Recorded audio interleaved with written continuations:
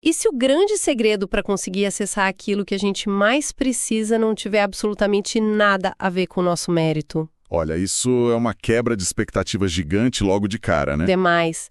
Porque, desde o jardim de infância, a lógica humana é treinada para operar no sistema de recompensas.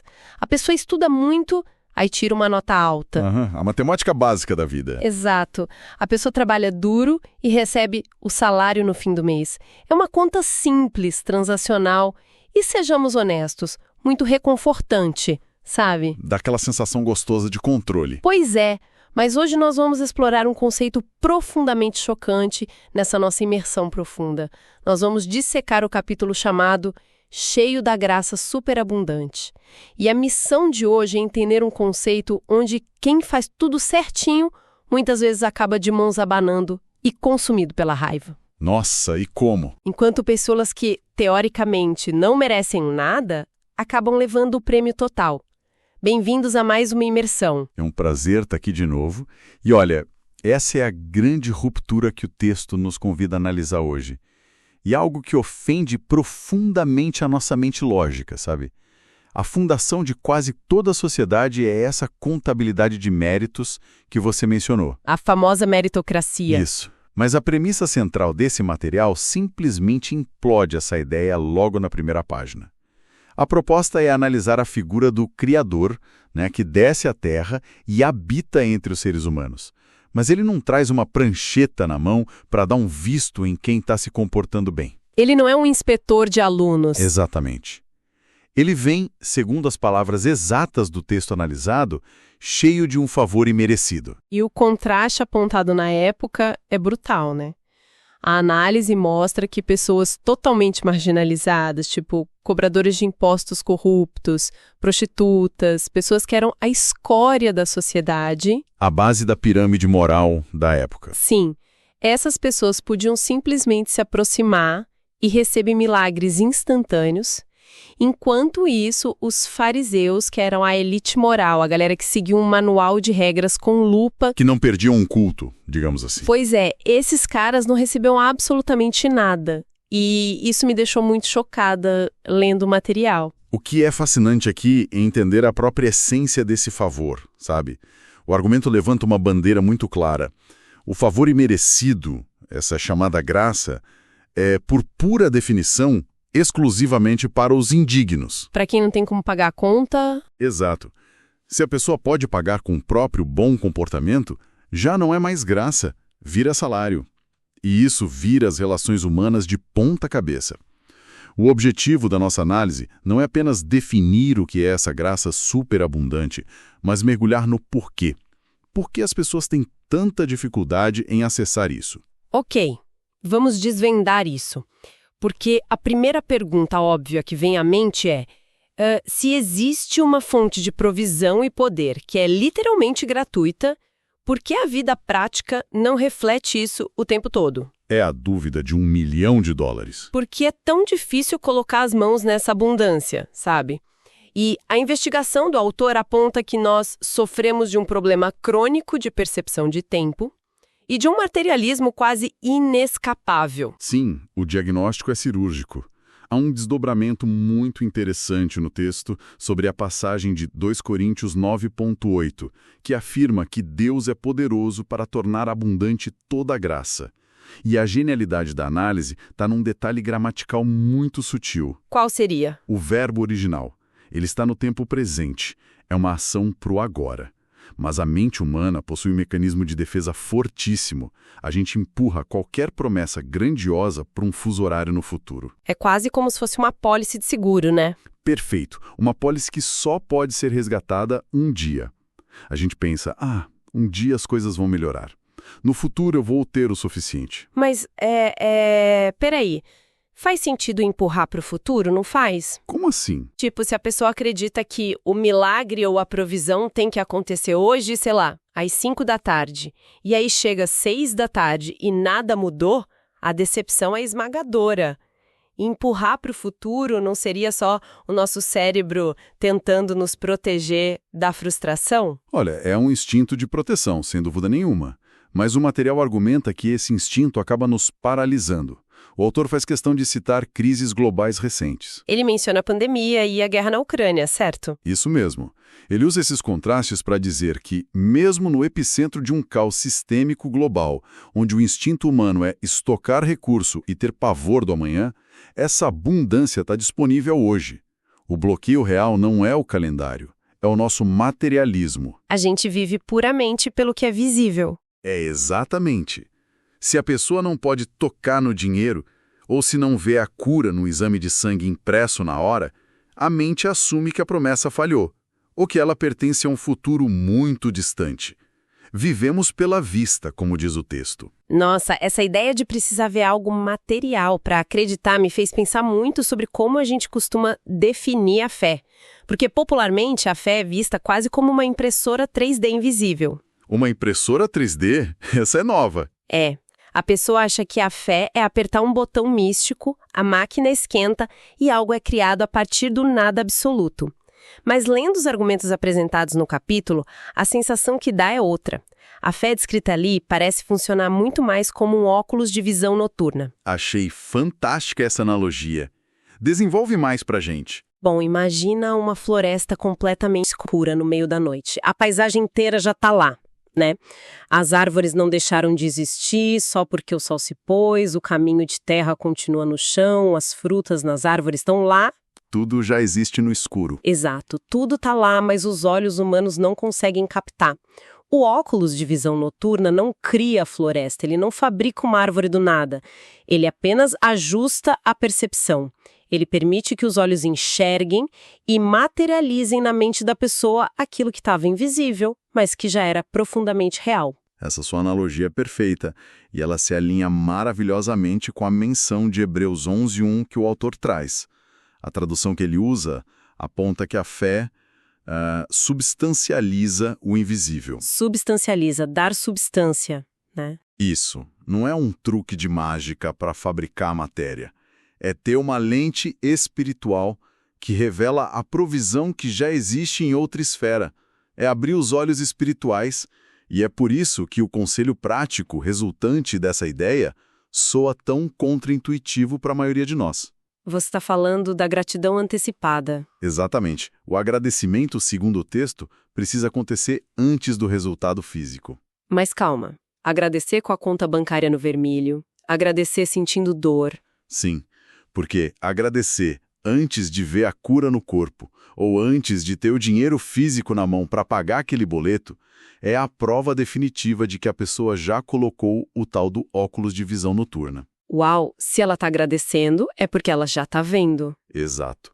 Se a coisa já é real no âmbito invisível para ela, a gratidão antecipada é o que vai trazer essa realidade para o plano físico. É fascinante pensar nisso, especialmente quando o material conecta essa atitude diretamente à provisão financeira e ao ato de dar com alegria.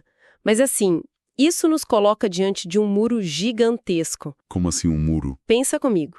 Se a chave do cofre é apenas ajustar a visão, colocar esses óculos e agradecer pela provisão invisível, o que sabota esse processo? O que impede a gente? Porque não andamos todos com essa visão noturna ativada o tempo inteiro. E a resposta que o autor dá vai direto na raiz dos nossos traumas de rejeição. Ele diz que nós carregamos uma imagem completamente distorcida da figura paterna, de Deus como Pai. Nossa, e isso nos leva para a dissecação daquela famosa parábola de Lucas 15, a parábola do filho pródigo. Só que a análise faz um movimento genial aqui. O holofote principal não vai para o filho mais novo. Aquele que pede a herança vai para longe e gasta tudo de forma inconsequente. Esse mesmo. A atenção do autor se volta toda para a figura do irmão mais velho, aquele que ficou em casa. Aqui é que a coisa fica realmente interessante. Nós temos a tendência cultural de apontar o dedo para o rebelde. A moral da história em todo sermão parece ser tipo, não seja o caçula irresponsável. É o padrão. A lição de moral fácil. Sim, mas quando o caçula volta totalmente destruído e sujo, ele é recebido com festa, com roupas novas, anel no dedo, tudo bancado por essa tal graça imerecida, né? Sim, o pai dá tudo para ele. E o irmão mais velho que ficou em casa ralando se recusa a entrar na festa. Ele fica do lado de fora, fervendo de raiva. E olha, vou ser bem sincera. Lendo isso, é muito, mas muito fácil entender o irmão mais velho. Dá pra se identificar com a raiva dele, né? Totalmente.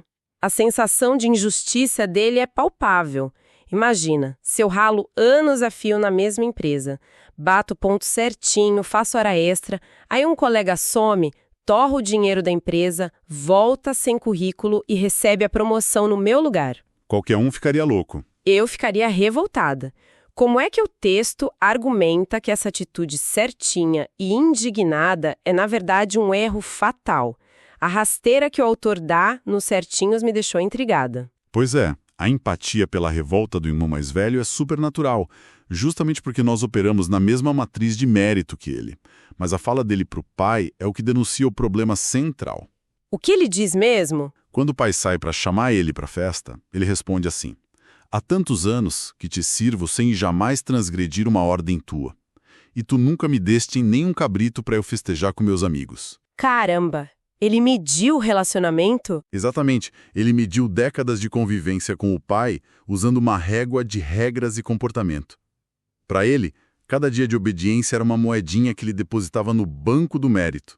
E ele estava ali, do lado de fora da festa, esperando o pagamento com juros. Nossa, então é quase como se ele fosse um funcionário muito ressentido e não um filho. É a definição perfeita, um funcionário ressentido. E o texto desmascara uma mentira muito profunda nessa fala do irmão mais velho. A mentira de que ele nunca transgrediu uma ordem. O autor alerta que isso é uma falácia total. É uma mentira que serve de base para o nosso orgulho humano. O que a gente chama de justiça própria. A busca obstinada pela perfeição. Exato. O argumento é que tentar fazer por merecer o amor ou a provisão do Criador é uma armadilha silenciosa. E, inevitavelmente, isso gera ressentimento e amargura. Faz todo sentido se a gente pensar bem. A ilusão de ser moralmente superior cria um pedestal muito frágil, né? Sim, e muito isolado. Porque se a pessoa acredita que é boa por causa do próprio esforço, ela olha para o favor imerecido que o outro recebe e encara aquilo como um assalto. É como se tirassem o que é dela. É a matemática da transação falhando diante da graça. E o material até lança uma provocação bem afiada sobre isso. Ele lembra que o irmão mais velho fez questão de jogar na cara do pai que o caçula tinha gastado dinheiro. E o texto usa a expressão com meretrizes. Nossa, sim. Ele expõe o irmão. Pois é, a sugestão psicológica da fonte é que muitas vezes as pessoas que mais apontam o dedo e se revoltam com a falta de moralidade alheia estão, na verdade, projetando. Elas estão com raiva por não poderem viver os mesmos desejos falhos com os quais lutam em segredo. Uau! É uma leitura cirúrgica mesmo. E veja como a resposta do pai na parábola desmonta completamente essa lógica de transação. O pai vira para o irmão mais velho e diz: meu filho, tu sempre estás comigo. Tudo que é meu é teu. Tudo que é meu é teu. Ele já tinha tudo. Exato. A grande tragédia do irmão mais velho não foi a falta de cabritos para fazer um churrasco com os amigos. A abundância estava lá o tempo todo, disponível para ele. O problema era a lente de contabilidade. Essa visão transacional impedia ele de desfrutar de um banquete que já era dele por direito de filho. Então, recapitulando a nossa imersão até aqui. Nós temos de um lado ressentimento, que é gerado por esse esforço brutal de tentar merecer as coisas. E do outro lado, nós temos um foco crônico na escassez. É o combo perfeito para paralisar qualquer um. E como que a gente quebra esse ciclo na prática? Pelo que lemos, não parece ser criando ainda mais regras para seguir, mas sim operando uma mudança brutal na forma de ver as necessidades do dia a dia, certo? Exatamente. E é aqui que a discussão do texto é direcionada para um dos eventos mais famosos da história, o episódio da multiplicação dos pães e peixes. O autor cruza os relatos de Mateus 15 e João 6 para nos dar um antídoto prático. E essa transição de paradigma no material é riquíssima. O autor coloca duas atitudes lado a lado para gerar um contraste, né? De um lado, a atitude de André, o discípulo. Imagina a cena, uma multidão de milhares de pessoas no meio do nada. E todas famintas. E os recursos físicos. Apenas 5 pães e 2 peixes. A reação do André, quando ele olha para o menino com a comida, é a personificação da nossa matemática de escassez. Ele diz assim: O que é isso para tantos? É a lógica inquestionável da contabilidade de novo. Não tem como discordar de André naquele momento.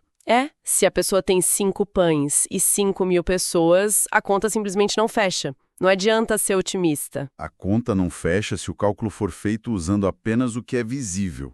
E é aí que entra o grande contraponto da atitude de Jesus no texto. Ele não fica ansioso.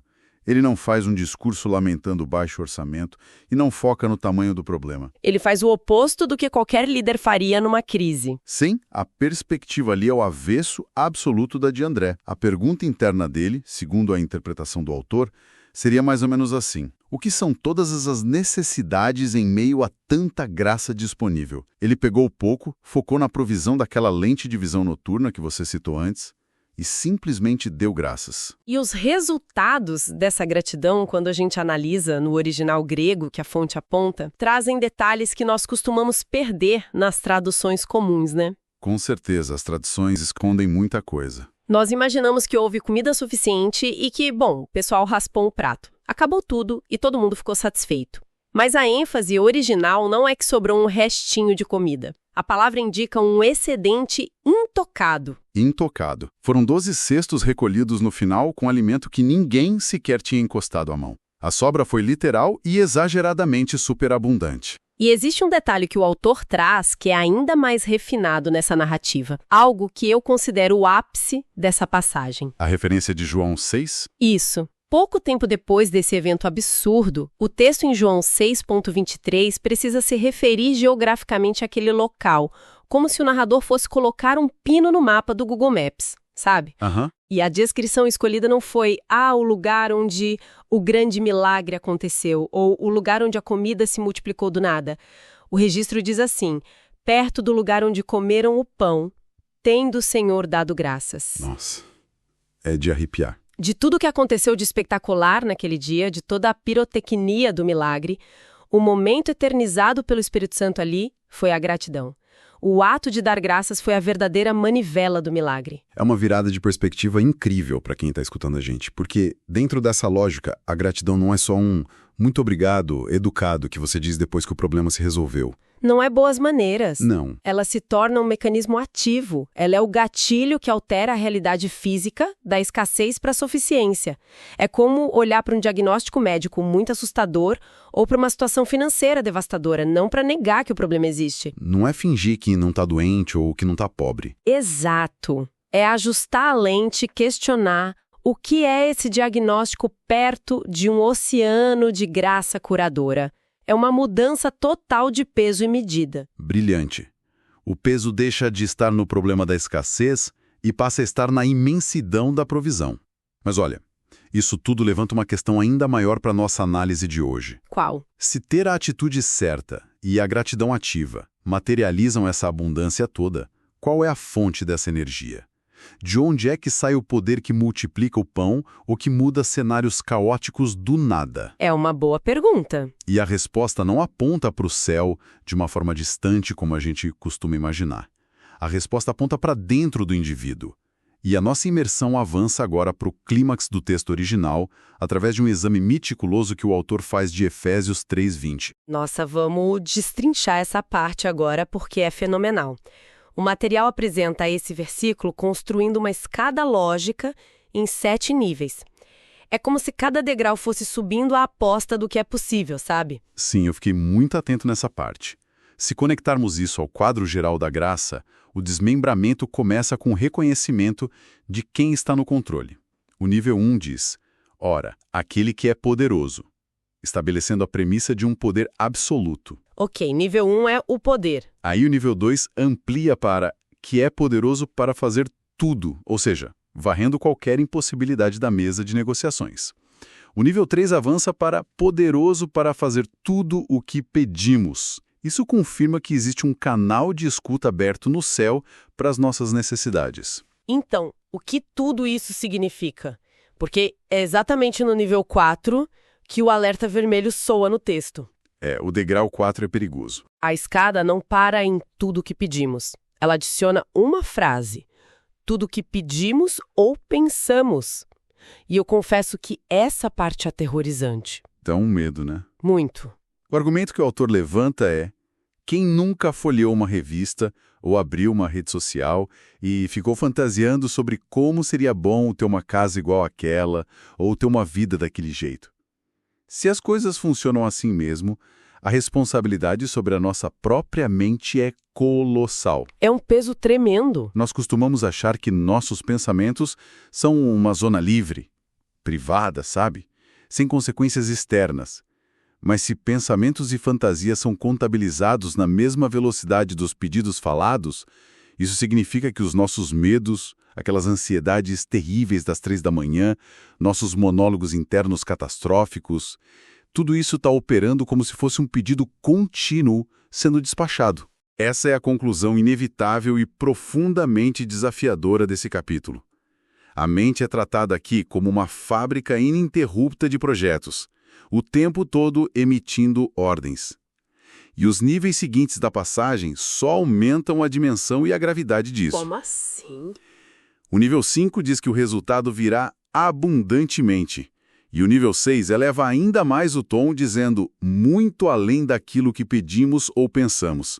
O poder não apenas atende à imaginação, ele supera a capacidade da própria imaginação. Caramba! E qual é o último nível? É no nível 7 que o quebra-cabeça todo se fecha. Ele diz: conforme o seu poder que opera em nós. Que opera em nós. Dentro. A grande revelação é que a usina de força capaz de realizar o inimaginável não está num lugar remoto do universo. Ela já foi instalada e está operando na parte mais interna do ser humano. E para dar ainda mais tração a essa ideia, o autor faz uma análise da raiz das palavras gregas usadas aí, né? Isso sempre ilumina áreas que o nosso português acaba suavizando na tradução. Sem dúvida, a etimologia aqui é vital para a gente entender o tamanho da coisa. A palavra usada no original grego para poder é dunamis.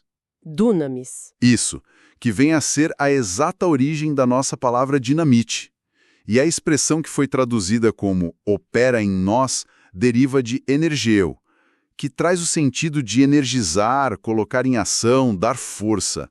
É a raiz da nossa palavra energia. Dinamite e energia. Exato. O cruzamento dessas duas raízes forma uma imagem mental poderosíssima para nós.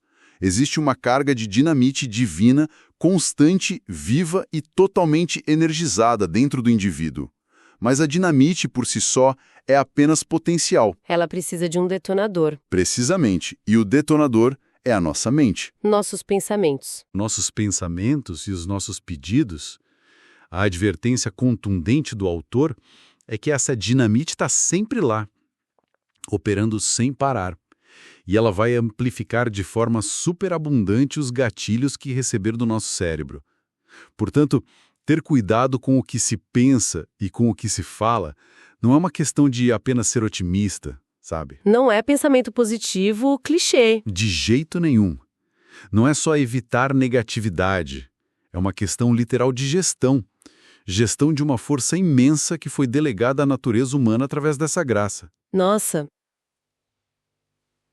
Que jornada impressionante nós fizemos hoje, hein? Para quem acompanhou a gente até aqui, vamos recapitular. Nós partimos da ideia de uma graça que ofende a nossa matemática moral, porque, por natureza, ela foi feita para quem falha e para quem não tem como pagar. É o favor para os indignos. Depois nós quebramos aquela desculpa de jogar as promessas para o futuro distante, entendendo que a provisão é para o presente e que a fé apenas ajusta nossos olhos para enxergar no escuro, como o óculos de visão noturna. Analisamos também o perigo fatal de ter a mentalidade de justiça própria. O complexo do irmão mais velho, né? Sim, irmão mais velho.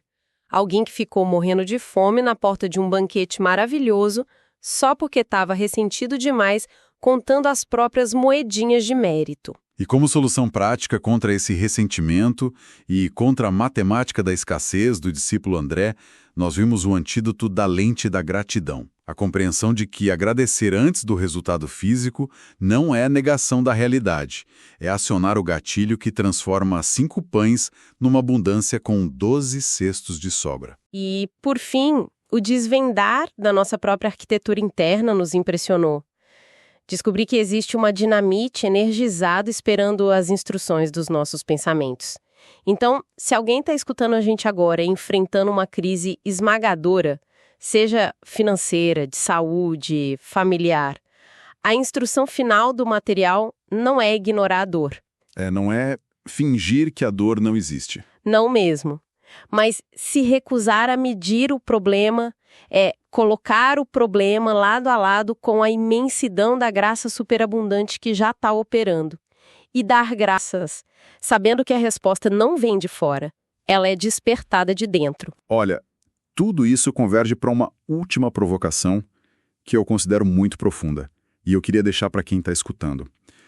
Nós vimos que o poder para realizar absolutamente tudo já opera internamente. E ele é ativado até pelas conversas silenciosas que nós temos com nós mesmos, no banho, no trânsito. O perigo dos monólogos internos. Exato. A grande reflexão que fica para quem acompanhou essa imersão é se os nossos pensamentos diários, contínuos e não verbalizados são o verdadeiro projeto arquitetônico que direciona essa dinamite interna. Que tipo de realidade as nossas mentes estão construindo neste exato segundo? Uau, pesado.